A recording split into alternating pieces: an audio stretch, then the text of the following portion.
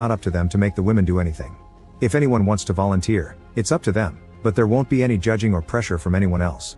After lots of thinking, one of the women finally volunteers, inspiring others like the doctor's wife and sunglasses women to do the same. Businessman doesn't want his wife to go and tries to forbid it, but the wife reminds him she shouldn't be treated any differently and goes anyway. The accountant comes to pick the women up and takes them to the food storage room, where they have the worst night of their lives. The guys are vicious and violent, and one of them goes so far with the manhandling that he kills one of the women. In the morning, the doctor's wife asks for someone else to go and pick up the food because the women have come back with the body in their hands, ready to clean her up and give her the goodbye she deserves. Later that day, the accountant checks a different ward for more volunteers, and he even has the nerve to come to Ward 1 to congratulate them on a job well done, even if one of them didn't move much. It seems they don't know one of the women had been dead and they used her anyway, so the doctor's wife informs him of this, leaving him speechless. All this taunting finally makes the doctor's wife snap and takes the scissors with her to the storage room, where everyone is distracted by the women from Ward 2. Without hesitation, she kills the bartender with the scissors before dragging the girls with her while the accountant realizes what has happened and retrieves the gun, but none of his shots land. On her way out, the doctor's wife makes an announcement of her own: if they don't release the food, more men will die. Now it's her who will be collecting. The doctor worries this will start a war, and he's right. Ward 3 barricades the area and still doesn't release the food. Ward 1 gets ready to fight and recover what is theirs, but before they can do anything, one of the women decides to take revenge.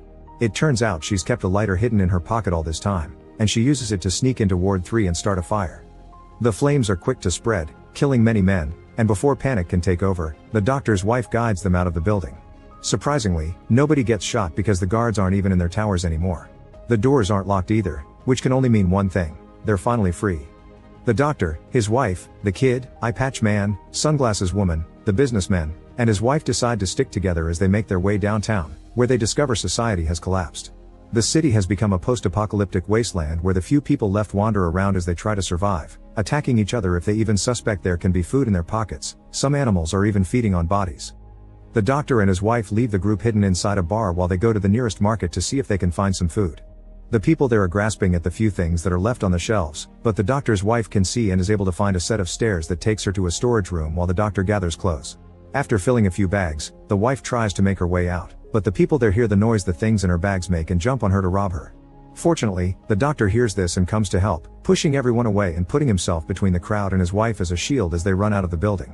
Once they're far enough, the wife takes a moment to get herself together while the doctor goes back to retrieve the clothes he had dropped on their way out, and a cute dog takes the chance to come closer and befriend her. Suddenly, to everyone's surprise, it begins raining, and the wife takes the dog with her inside a church to wait for her husband under a dry roof.